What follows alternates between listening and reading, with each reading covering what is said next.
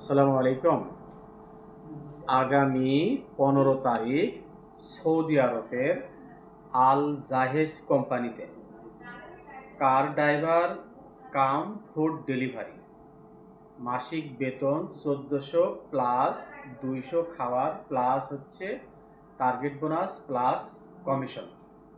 যারা আগ্রহী আগামী 15 তারিখ সরাসরি ডেলিগেট ইন্টারভিউ দিয়ে সৌদি আরবে যেতে পারবেন ফুড ডেলিভারি কাজে। যাদের বাংলাদেশি ভ্যালিড লাইট লাইসেন্স আছে এবং স্মার্ট কার্ড আছে, শুধুমাত্র তারা ইন্টারভিউর জন্যে গ্রহণযোগ্যতা পাবেন। তো আপনি আপনার ভবিষ্যৎ কর্মময় জীবন যদি সৌদি আরবের মাধ্যমে একজন স্মার্ট রেমিটেন্স যোদ্ধা হিসেবে প্রস্তুত করতে চান, তাহলে আমাদের মাধ্যমে শুরু করতে পারেন।